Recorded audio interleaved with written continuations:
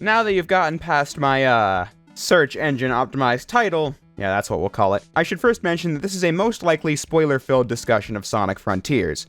I'm not setting out to spoil it rotten, but rather that I won't be going out of my way to not mention something that happened. Although if this is your first time watching me, I tend to save story spoiler discussions for the end of the video. Now then, we can get into it. Sonic Frontiers is finally here. It feels surreal to say that because, as established in my previous video covering Sonic Forces, that game was released 5 years ago. It feels crazy to think that games I played as a kid are 20 years old, but it's honestly crazier to think that games I remember coming out when I was in 11th grade are now half a decade old. But regardless, 5 years have passed and we finally have the next game, and reaching this point was quite the ordeal. Sonic Forces released back in 2017 and was met with mixed reception from critics and sparked a war amongst fans, more vitriolic than the one from the game's pre-release. Most often boiling down to people on both sides of the debate shutting each other down for having the wrong Sonic opinions, and if you're that kind of person so immersed in fan-based social media wars, then you're probably a loser and need to get a life. Following the underwhelming release of Sonic Forces, I think we can all agree that Sonic slowed down quite a bit, but in a different way from the boom years that predated Forces. 2018 being a time where the game that came out right before Sonic Forces, the critically acclaimed Sonic Mania, became the thing the fans and the people behind the series rallied around with the release of Sonic Mania-themed cartoon shorts and a physical edition of the game, Sonic Mania Plus. 2019 saw the release of Team Sonic Racing, which was completely undercooked at launch and has fewer players online than the 2012 racing game. I avoided this one on purpose. Following Forces and the years of boom on top of that made me feel like I had no reason to play a game I had no interest in. The Sonic series finally seems to start going somewhere once the movie releases in 2020 and isn't as bad as people thought it would be, especially once they fixed the design. Leading to the 30th anniversary where we got cool stuff like the Symphony concert, but then a broken, horrific remaster of Sonic Colors which sparked another pre-release and post-launch Sonic fanbase war. Now, I never played Sonic Colors Ultimate because as I went into in a previous video, I read the argument, Sonic fans are going to buy the things they don't think look good anyway. So I internalized that and decided that because I thought the remaster looked less visually appealing than the original and was loaded with bugs and glitches at launch, that I'd skip it. Earlier this year, though, we did get the second Sonic movie, which was definitely a step up from the first one. I saw it in theaters with my cousins. A good time had by all. Then we get the Sonic Origins collection from the 31st anniversary of Sonic. Wasn't as bad as Sonic Colors Ultimate from the previous year, but the drama behind that game and the overall quality of it leaves me feeling like it wasn't good enough. I said all that just now because my point was that the last 5 years of Sonic were pretty dry, all things considered. The main bright spot for me was covering all these games over the last 2.5 years, sharing my love for games like the classics or the adventure games or Colors and Generations. The Sonic series truly has produced a lot of great content alongside its many downsides. That's why I stick around. I think Sonic has the potential to do great things and just often falls significantly short of that potential. So whether it was giving a positive review, a negative review, or just trying to offer a new perspective like in the case of Sonic 06, I had a lot of fun working to get to this point. Because now, Sonic Frontiers is upon us. A game that was revealed with an all-CG trailer in spring of 2021, and not given in-engine footage until December, and no gameplay was shown till June of this year. I really wanted this game to impress me, be the next-gen Sonic experience that shoots for the stars and actually lands for once with that polish and love you saw in games like Generations. A cool, next-generation show-stopping game like other companies put out on the regular was all I wanted from Frontiers. None of this adventure-era fanboy crap I get accused of. I don't care who's playable, who's in it, how many playable characters and gameplay styles it has, I just want it to be good and that's all I ever wanted. Unfortunately, the pre-release of Sonic Frontiers left me feeling like we were in trouble. The gameplay reveal looked absolutely terrible. We saw several minutes of Sonic awkwardly walking and running through a field with janky animations, and then saw Sonic fighting enemies with combat that abruptly cuts to cutscenes mid-combo and particle effects that don't even hit the target. This sparked, you guessed it, another war in the fandom. Was this game going to be good or not? Was this game going to play well? Hey, at least the story's going to be hype. An exact repeat of what happened when Sonic Forces gameplay got revealed. But as the months rolled by and people saw more footage and got glimpses of the music and saw that there was going to be a full story in this penned by the series comic writer Ian Flynn, a lot of people felt like Frontiers was actually looking pretty great. And I will tell you, I love the new vocal themes they showed before launch, and I thought the Knuckles prequel short was everything I've been wanting from Sonic games. But the game itself still left me feeling like it wasn't going to be good. But now that the game is here, I'm going to give it a chance and see what happens. I went into this almost completely free of spoilers, as while I didn't like what I saw, I'm willing to say that if I have fun with the game and get into its story, I'm just going to be honest and share that, and admit I was wrong. Still hate saying the W word. Having said all that, this is my take on Sonic Frontiers.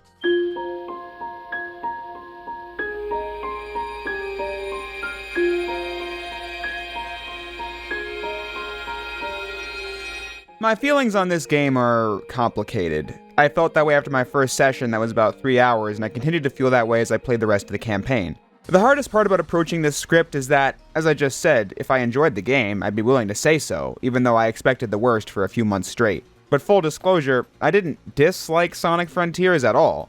I didn't love it either. I'm almost exactly in the middle with this game. So I'm going to structure the video differently than usual, where the style is more open-ended as I go from positives to negatives and back to positives. Here I'm going to start with all the things I didn't like about it and then get to the positives, as I then try to explain how I felt about the game after that is said and done. As always, I encourage you to stick around for the whole video because I'm trying to make a larger point here. Sonic Frontiers is an, as they call it, an open zone game. This means you play around these massive hub areas looking for collectibles and portals that take you to cyberspace that house more traditional Sonic gameplay.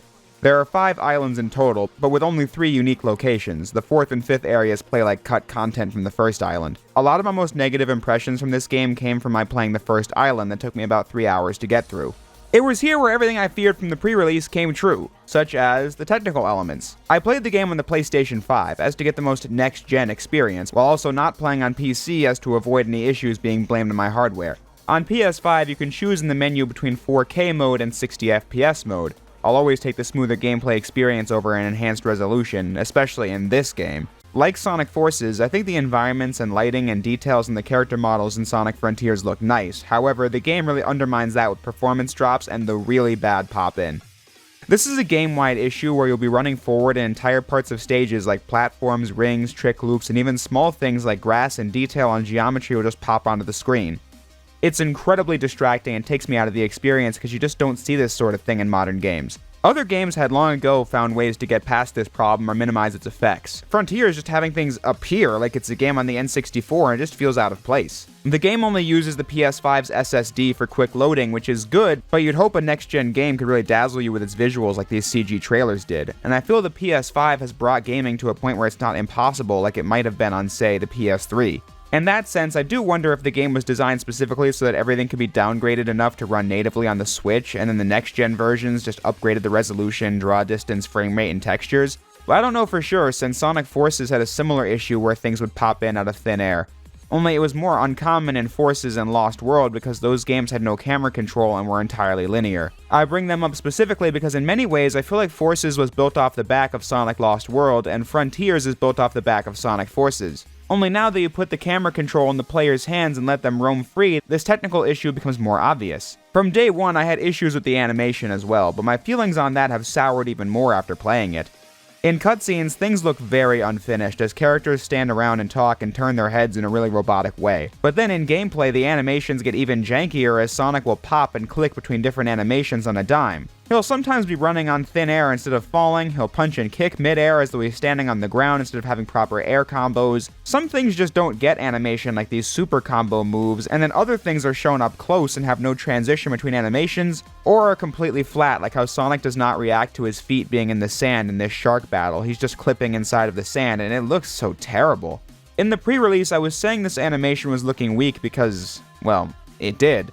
But the reason I feel worse about it after playing the game is because now I can see how they're shooting themselves in the foot with this. There are a lot of moments in Frontiers that are meant to be really hype, but when the animation on them is so desperate for more polish, I just feel bad because you know these moments could be so much cooler. Sonic Frontiers is $60, almost full price for a PS5 game, and so I'm going to critique the visual presentation of the game when it's greatly below the bar of what the console can do, and where the bar has been set by other developers. Smooth animation and in-between frames for animations are things Jak and Daxter got praised for on PS2, and that was 21 years ago. So animations as stiff and wonky as the ones in Frontiers is just not acceptable anymore. I see games like Ratchet & Clank Rift Apart and realize that Sonic could totally do this and excel at it, but we've yet to reach that point. Okay, so when talking about the gameplay, the open zone element also had me concerned, which purely came from the gameplay demos just looking like The Legend of Zelda Breath of the Wild meets Sonic Forces. The Breath of the Wild inspiration is pretty obvious. Large open spaces with different biomes and collectibles, smaller chunks of familiar gameplay to break it up, the all-white HUD, the boost gauge being replaced by the stamina meter from Zelda, some bosses even directly taking inspiration from that game, and then there's the whole premise of fighting corrupted old machines that were designed to fight an even bigger threat, and the list goes on. But being inspired by another title isn't really a problem to me, I just want it to be fun. Open world Sonic could be that with ease. The first major issue I have with the open zones is that the level design feels really disorienting. Despite being in a large open space, you still have to deal with an abundance of dash pads and springs taking you all over the place. There just aren't that many open world games I've played that rapidly change the camera angle and automated segments of gameplay while you're in the middle of exploring, and it really threw me off when playing. Like I thought it would be when watching the game in the pre-release footage. However, that only presented an issue for me during the first island. I got used to it as I played more of the game. Sometimes you just have to go with the flow in this game and you'll be fine. What I still don't like would be segments of dash pads being placed in both ends of a rail sending you flying back and forth. It still feels disorienting to play like that. In concept, the open zones cut into 2D gameplay is really bad. I mean, you want to lock the player's control in one direction in the middle of an open world? But this too is something you can get used to. Although I still think it's awkward to go from speeding along in 3D and then a dash pad locks me into a 2D segment I need to complete to go back to being in 3D and continue exploring what I was trying to do earlier. 2D segments being more common as you go from Island 1 to 2 to 3, which makes me think this might have been a compromise made on level design the closer the game got to release, but I have no way of proving that. Like I said, you get used to this too, but it felt wrong nonetheless. 2D or 3D, the level design in the open world is fine, but it's Sonic's handling that I was just not fond of at all. This should have been the easy part. Forget everything I've said thus far. You could have all the same pop-in, have as many dash pads, springs, and rails as you wanted, but if Sonic in this open space was super fun to control, then the game would be super fun to play almost by default. Let's start with what I liked. In the options menu, you can set how fast Sonic can go with these sliders that control your top speed, turning speed, and the list goes on. I cranked pretty much everything up to max at the start, and while Sonic does go fast, it never feels that satisfying to play, and that's because of momentum. I get that a lot of Sonic fans are tired of hearing about this, but when I think of open world Sonic with boost gameplay, I'm picturing you boosting up a hill and then launching into the air, covering a lot of ground in no time. But in Frontiers, even at that maximum speed, jumping kills all of Sonic's forward momentum and it feels so awkward to play. The template for something cool like that was in Sonic Forces when the air boost would catapult Sonic into the sky as you flew over the stages. In a game like Sonic Forces, this was unwelcome as it broke what were already tiny stages to begin with, but for Frontiers, where something like that would be a lot more impressive and satisfying, the air boost is instead very limp and janky too, as you have to touch the ground to use another air boost, meaning that you can air boost, hit a spring, and then not be able to do another one, which just feels wrong to play, yet again. When running off of 90-degree ledges or when the collision detection goes crazy on certain inclines, Sonic will be able to do tricks in the sky that gain a lot of experience points, but you also cannot control Sonic at all here until you hit the ground, which once more feels super unnatural. The drop dash from Sonic Mania makes its way into a 3D title as you use it by pressing the jump button 3 times in midair.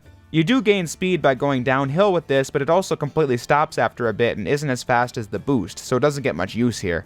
At least the act of boosting feels pretty good in this. Frontiers changed the button mapping from previous games, and while that sounds like something I'd complain about, I thought it was easy to get used to, and hell, even came to prefer it. Boosting on R2 just feels comfortable, freeing up the face buttons for new actions like Sonic's Combat on Square or the new Psy-Loop on Triangle, which allows you to form shapes with your boost trail, and when the lines connect, you get rewards or do damage to enemies. Pro tip, if you ever run out of rings, just Psy-Loop a bunch of times really quickly and you'll be good. Extra pro tip for the entire game, but reaching the maximum amount of rings Sonic can carry will give you this super boost that lasts a lot longer than the regular boost and goes much faster too, and controls just as well as the regular boost. There's no reason not to play like this all the time. Whenever I lost rings, I'd immediately do this the second I got the chance. The game is at its best when boosting at max power like this, especially when using the Psy-Loop at the same time to pull the camera back and see how much ground you're covering. Then there's the combat, which the first island left me feeling really concerned about. At the beginning of the game, the combat consists of a few things. One-hit kill enemies that take too long to be killed because the rebound animations from homing attacks take way longer than ever before in this series, and then you have enemies with health bars. These are dealt with by mashing the square button to do a basic combo, which had me scared because it's pretty repetitive after just a few enemies. But then you unlock one of the first combat abilities, Sonic shooting laser beams out of his feet, and to say this makes short work of the early game enemies is putting it very lightly. Just look at the first boss fight.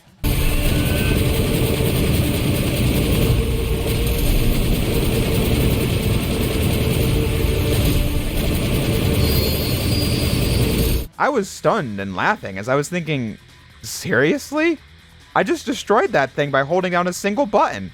The beams will not stop until you either let go of the button or hit the ground. I then spent the entire first island spamming this attack as often as I could. Using this, you almost never need to see what this bubble enemy does as his health bar is cleared before he can attack. Then the parry system is broken as all it takes is holding down L1 and R1 and Sonic will automatically block attacks and parry incoming attacks. This is just not impressive to me. There's nothing more satisfying than perfectly blocking attacks or doing the royal release at the right time as Dante in Devil May Cry 5. It takes a lot of practice to get right, but when you do, nothing can stand against you. this being a mechanic that goes back to Devil May Cry 3 on PS2. Heck, parrying was more skill-oriented in Devil May Cry 1. Some enemies are just not fun to fight, especially ones where you have to side-loop through their guard and then attack, but then repeat a few times. Which also goes for bosses like the squid, where you chase it down for what feels like forever before getting a few hits in and then repeating. Other bosses like these big walkers just feel very janky with the climbing and the angles it launches you at. But if we're talking about janky gameplay, look no further than the cyberspace levels. Defeated bosses drop gears that will allow you to enter cyberspace, and I mean with no hyperbole that these are some of the worst Sonic levels I've played in a long time. Here, you have restricted controls, like the drop dash only bringing you forward 2 nanometers regardless of terrain, no ability to configure your speed as you go at this set, low speed, a boost that feels incredibly limp. It's also hard to control as quick stepping sends you veering into different directions, unlike the clear lanes you'd move into in previous games. And it just does not have the flow a good Sonic stage should, because now you have all the problems of the open zone gameplay with none of the benefits. No momentum on your jumps, a limp air boost, and lengthy homing attack chains. I thought about this, and I really do believe the cyberspace levels in Frontiers make modern Sonic's gameplay in Sonic Forces look like Sonic Generations. These were just shockingly abysmal. But then the most mystifying element of it all is the level design. The game is packed full of cyberspace stages, like the shrines in Breath of the Wild. But Frontiers doesn't just make a whole bunch of new, kinda meh levels for cyberspace. Half of them are that, but the others outright call back to previous games. You'll play these and notice that you're running through clones of old levels like Windmill Isle Act 1 from Sonic Unleashed, Green Hill, Chemical Plant, and Sky Sanctuary Act 2 from Generations, and even the likes of Green Forest and Skyrail from Sonic Adventure 2. Calling back to previous locations this directly should invite players to think of how far we've come since then, but in every single case, I just wanted to go play the original. In the Sky Sanctuary Act 2 copy, there were things I could do with ease in Sonic Generations, like jump off this zipline and latch onto another one that becomes an ordeal in Sonic Frontiers, purely because of the fact that the handling of the cyberspace stages is just awful. Especially in 2D, where it feels really stiff and sluggish. Where you realize you can't even boost into enemies anymore, you'll instead land face first into the ground if you try. Cyberspace stages will keep you coming back because you unlock vault keys for beating every challenge the stage houses, and then you need these for emeralds. The challenges just being beat the stage, get the red ring, do it in a certain time, and have a certain ring count before crossing the goal. Which, if you're skilled enough, you can get all 4 rewards in one run, which is nice, as you need those keys to collect the Chaos Emeralds, but still, cyberspace was easily the lowlight of Frontiers, which is so baffling because you'd think traditional Sonic stages would just be something we've got locked down at this point. The reuse of familiar Generations assets also feels really underwhelming once more. We've explored Green Hill and Chemical Plant so many times in the last 12 years, and it's gotten so tiring to even see. Now having to play them multiple times in one game. Every game might come up with some new reason why you have to do it again, like it being the Phantom Ruby's Illusions in Mania, or War Torn in Forces, or Sonic's Memories in Frontiers, which it already was in Generations. Please just do something new in the next game. These areas are so overdone. But yeah, those are my big gripes with Sonic Frontiers. And you might be thinking, isn't that every major element of the game? Well, sort of. These were my thoughts after clearing the first island. I thought open world Sonic had potential, but the handling doesn't work well, the combat was lame, and the cyberspace levels were awful. This is why I encourage folks to stick around for the whole video, because yes, these are the critical things that I took away from my first exposure to the game, but it doesn't convey the full story to just count the entire thing out, because there are things I liked in Frontiers. For one, the music. Sonic game soundtracks have an incredibly rock-solid track record, and Frontiers is no different. Sonic Forces had a soundtrack that I liked in parts, the Avatar and Infinite music being the highlights, while modern Sonic was too heavy on the synth and classic Sonic was just ear poison. I say that because people were wondering why I didn't talk about the Forces soundtrack last week, and that's just because I didn't have a natural spot to work it in. It was good overall. Tomoya Otani leading the music on Frontiers once again, I think this game's music was very standout, delivering several new vocal themes that played during boss fights, and these sounded like they came straight out of Devil May Cry 5 or Metal Gear Rising. Some really hype themes, and in the main game you still get synth tracks like in Cyberspace, but I happen to like pretty much all of them and felt that the instrument choices for the overworld were all pretty interesting and new for Sonic. I thought the music hit pretty hard in this game, and so I can't wait for the full soundtrack release. The whole vibe of the game is also something I enjoyed. I mentioned at the beginning that I didn't feel hyped at all about cool-looking promos because Forces did all of that already, but once I was actually in Frontiers, the vibe was pretty on point. Each island feeling lonely and isolated, and the action bits feeling climactic and intense whenever they pop up, so they achieved what they set out to do there. But if that was all I liked about the game, I certainly wouldn't say it measured up against the things I didn't like here. However, that's when I got to the second island and things really changed as the game started to win me over. Structurally, you could say that the gameplay on the second and third islands is a bit repetitive, as you have to collect countless memory tokens to rescue one of Sonic's friends and then do more cyberspace levels to grab the emeralds again, to battle a boss fight and repeat on the next island. But the game really started to click with me on Island 2. This is when I got used to the way open zones were constructed and could enjoy them much more. The movement was still not that fun, and cyberspace continued to be terrible, but there were a few things that allowed the second and third islands to be much more enjoyable than the first, starting with the combat. I just gave criticism to this element of the gameplay a few moments ago, but with more experience points you can unlock more moves in the skill tree. Now one might say, no duh, unlocking more moves makes the combat more interesting? Why didn't you think of that before? Well, that's because in the footage they showed of this game, all the combat just looked like these cutscene combos that play themselves. So when I played the first island and saw how spammable the kick beams were, I felt like the entire game was going to be more of that. And while the new combos you do unlock feel more like cutscenes and active combat, I had a lot of fun with it. Particularly stringing the combos together. You'll go in for the basic punches and kicks, and then you can do this sweeping tornado that deals a crap ton of damage. But then you can use the kick beams on some of the other enemies for chip damage, as it becomes less powerful the further you get into the game, requiring you to use more devastating attacks like this spinning wheel attack or the parry counter attack. The combo counter on the right builds up a gauge that when full makes all your attacks more powerful as you desperately try to get more hits in and make sure it doesn't go to waste. The only thing I didn't like about the combat by the end was just enemies that had shields I needed to side-loop, and the fact that the animations, like the hand beams, just don't look finished at all. But as far as how it plays, I had a lot of fun stringing together these devastating attacks, backed up by crunchy sound design and the vibrations of the controller as I kept activating more combos. I think I'm a pretty simple to please player. Just offer me some cool feedback for doing things and make it flashy, and I'll probably look upon your combat somewhat favorably, and Frontiers was no different.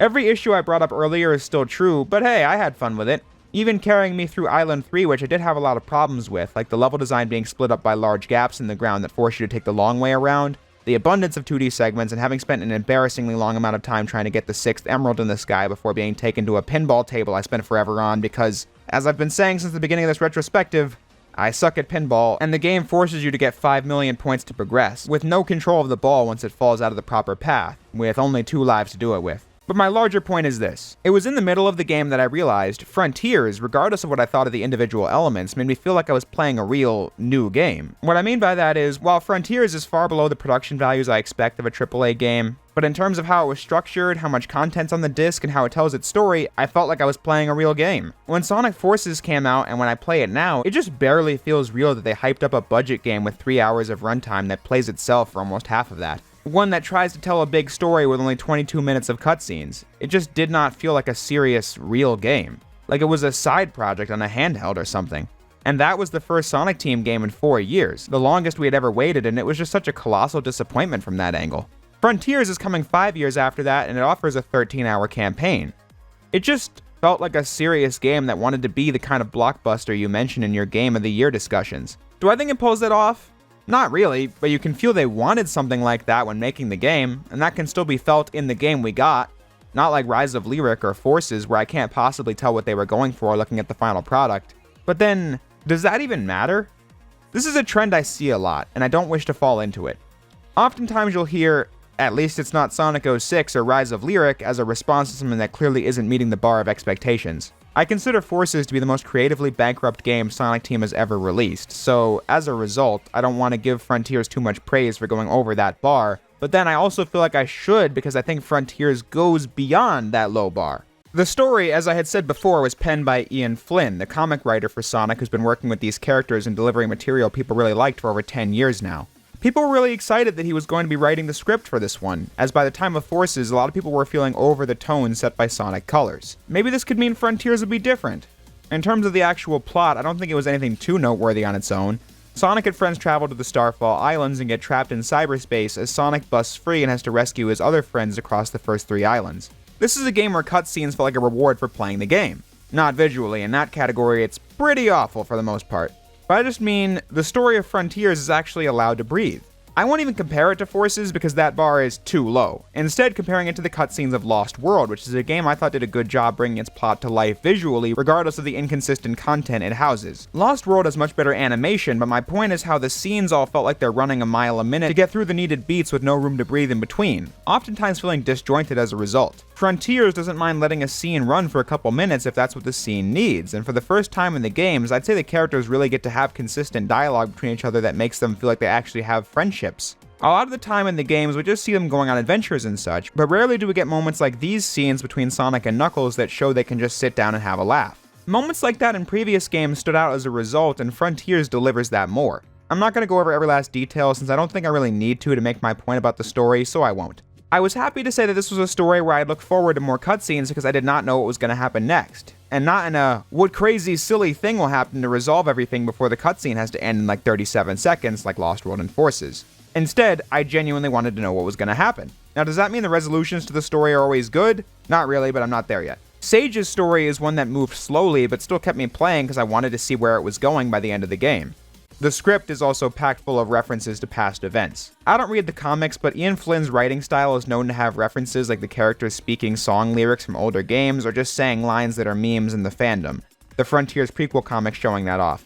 The actual game avoids that, but is filled with a lot of moments where things that happened in previous games are mentioned nonchalantly. On the one hand, you could say it's cheap to be like, hey, remember when this thing happened? And in this game, some of these are real reaches, like mentioning Dark Gaia when something seismic happens. But in the Sonic series, it just feels rewarding in a way I didn't expect. After 06, the main games really strayed far away from prior events meaning that much.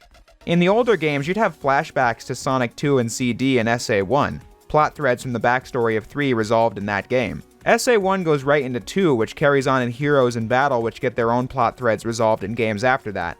Even if 06, for example, doesn't outright talk about older events, you still feel like they mattered, such as the ending of the Shadow game informing his entire character in 06. But past that point, these games were very self-contained.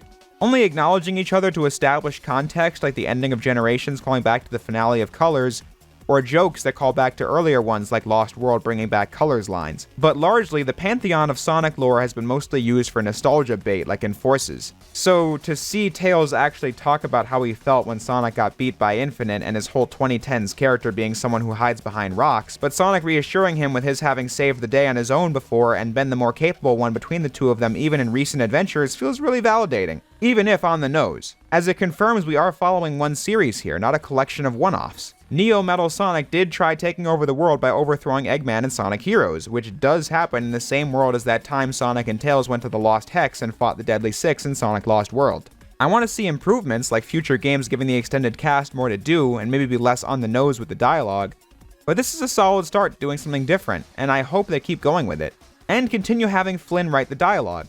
He really made the characters feel like themselves in this one. Frontiers also kept me entertained with some straight up hype moments like these supersonic bosses. A lot of the time they get really janky, like aiming this disc against the third Titan, but I was still grinning from ear to ear because you can play as Supersonic utterly ripping into these things, pulling all kind of action stunts you'd see in a game like Metal Gear Rising, which I compared the music to earlier. If Frontiers managed to stick the landing and have a really good endgame, I'd be willing to say that I liked the game, even with the things I didn't care for. Unfortunately though, Frontiers does not stick the landing. And in fact, the game kind of falls apart at the end. I enjoyed the game the most at the second island, but the fourth and fifth segments were not good. The fourth island is where things started feeling really unfinished, as it's nothing but towers you have to climb. I fell down many times here for reasons that didn't feel like they were my fault. It's the shortest island in the game, but it's absolutely my least favorite, as what little there is drags on for what feels like an eternity, as the open field between the towers has absolutely nothing to do in it, no hyperbole. By the time I got to the fifth island, I was pretty much ready for the game to end. Feeling doubled by my run of the first cyberspace stage that is copying level design from Metal Harbor, one of my favorite levels in Sonic Adventure 2. Only it plays much worse in every respect. Getting the last red ring here was such a pain because the controls are so stiff. So I kept replaying it again and again, where I ran into really bizarre things like running through this rocket that's supposed to carry you forward. That run got ruined. Like I said, I didn't want to put up with these janky elements anymore and fighting a lot of the same enemies to play more cyberspace stages, so I thankfully found one of Big's fishing spots, since that's a thing in this game. I had hoarded a stockpile of his purple coins during the campaign and then spent a half hour fishing to buy all the memory tokens and keys it took to just skip past all the content I was about to have to play. Yeah, what I was enjoying got me through the third island, but the ending of that island with the pinball and skydiving and the fourth island just left me ready for the game to end. Which it then didn't, as I spent a really long time in the first phase of the final boss, not even sure what was going on half the time as my parries were being dodged and beams were going everywhere on the screen.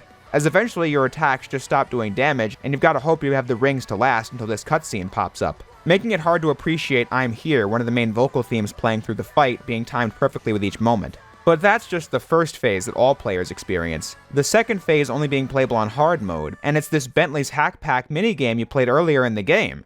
I was shocked this was the final boss.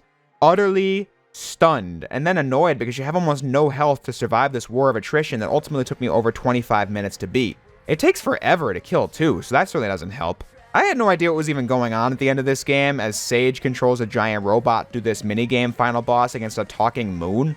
It just feels so out of left field, as Sage makes a sacrifice at the end, but it just feels so weird because Sonic has no reaction to this despite the two of them teaming up in the final island. And then the game builds this arc about Eggman and Sage having a father-daughter relationship, but to even know that before it becomes a big deal at the end, you'd have to listen to these Eggman audio logs you can get from Big. Or just assume that's what this plot is going for during this would-be emotional music montage between Eggman and Sage, showing the nothing scenes of the two in cyberspace we already saw. It just falls flat. So when it ended as the heroes just went home, I felt nothing. I was just happy to see the credits rolling. And that's the thing with Sonic Frontiers. It's certainly not perfect by any means, but I've been pretty consistent about this throughout the whole retrospective. If a Sonic game isn't perfect, that's fine by me. There's yet to be a perfect Sonic game, but if my takeaway was cool and fun moments and made me forget the bad parts, that's a win. For real, I actually forgot about how bad the cyberspace levels were when I was fighting these bosses and cranking the volume up to max to hear the music. And that's something I won't forget when thinking about this game. It's just a shame that I ultimately don't think this game is that good overall. The game is blatantly unpolished, since when taken as a whole, I have to call out the inconsistent open zone level design, awful cyberspace stages, and poor production values from a visual standpoint, since these things are very important. But I want to give Frontiers props for getting the things right that it does, because these are things I have asked for, and it's only fair to give the game props while saying I want them to improve. Before the game released, people talked about how Frontiers was a solid foundation to continue building the series from going forward. I admit, I scoffed at the idea simply because I remember people saying that exact same thing about Sonic Lost World when it came out 9 years ago. And in hindsight, that game got no sequel, and now all we're left with is the game as is. Looking back, I don't even think Lost World really even had that much potential anyway. I think that was something a lot of people felt simply because it was possible for them to keep going with the parkour gameplay and land with something good, as the boost games right before just showed that effect. When, in my opinion, Lost World on its own just doesn't do anything interesting a previous game hadn't already done. But with Frontiers, I played through this and can actually see the ways I want it to be improved. I know I like Flynn writing the characters, so keep doing that. I know I thought the game was unpolished, so please don't drop the cool action set pieces. Instead, keep trying them and put more time into the animations so that the game can truly fire on all cylinders. Optimize the next game for the next-gen console so we can truly get a visually stunning game. I'm not asking for another open zone game, but I do think it's finally time they embrace rolling physics and momentum in Sonic games again, because Frontiers was sorely lacking in that. So you see what I mean? I can point to things I didn't like about Frontiers and say how I'd want the games to progress going forward, as well as the things I thought were good that I want to see further expanded. But as for what I thought of Frontiers, it's like I established earlier. It's complicated. I don't think the game is that good since it's long and doesn't have a super stimulating core gameplay loop. I didn't like the game when I started, and I also didn't like it when I concluded, but that spot in the middle, I just keep thinking back to the fact that I had fun during those several hours of playtime. I really did. So, do I recommend Sonic Frontiers? I don't know. If you're someone who doesn't mind putting up with how unpolished it is, then you might enjoy it. But maybe not. Maybe you'll enjoy bits and pieces in isolation, but not as a whole. Really, I don't know how to recommend this game to other people. All I know is, do I like the game? My honest answer is, not really. I had more frustrating moments than fun ones, but those fun ones I remember fondly, so it kind of balances out to a perfect 5 out of 10 for me, which is a step up from almost the entire last 10 years worth of Sonic games. So, to close the video, I'll discuss what happens now. I know what I want to see them improve on from this game, but honestly I can't say I'm that hyped for the future of Sonic. Whether I liked Frontiers or not, it really doesn't matter. Will they do another Breath of the Wild styled Sonic game? I have no idea. They just made a Mario clone 9 years ago and a mangled boost game right after that. There's no precedent that says they want to expand upon their foundations because they haven't been doing that recently. Frontiers is getting really good press, which Lost World did not, and for that reason it's been really fun seeing people happy about Sonic again. We don't get to do it very often. But Sonic Mania has no signs of getting a sequel 5 years later when people loved that game across the board. So maybe they will improve. Maybe they won't. I'm looking forward to seeing how the third Sonic movie turns out because I think that team is doing a good job. But Sonic Team and Sega, if we have to wait 5 more years for another game that may or may not be anything like this, then I don't really have much to cling on to as a fan until that game is announced. Right now, it's hard to say how I really feel about Frontiers because we just have to wait and see what comes of it in the future. That's part of what made talking about Lost World a lot easier now than it was in 2013. We have the hindsight for that game, and we don't for Frontiers. I just know that I liked it in some areas and others not. I really hope they keep improving from this point, but I'm not waiting with bated breath and will instead look forward to playing more polished games that are also more fun. I guess I'm just fatigued with the whole series, seeing as I covered it a lot this year, and only one of these videos covering the official games was positive. Positive videos are the ones I have the most fun with, and Sonic hasn't really provided me with that since the Generations video last year. Which leads me to an announcement. This review might be the end of the current Sonic retrospective, but it's not my last Sonic video ever. As well, I'll talk about the series again in the future once Movie 3 is coming out, and when we get more builds of Project Sonic 06. And when the series does eventually return in game form, I'll cover it. But that's not the announcement. The announcement is that we aren't done with the series just yet. For the next 3 weeks, I'm doing a 3-part video series that will serve as the ultimate send-off to my time with the franchise. Hope everyone's looking forward to it. But for now, that's it for Frontiers. And with that, I'll say what I always do. Thanks everyone for watching, and I'll see you next time.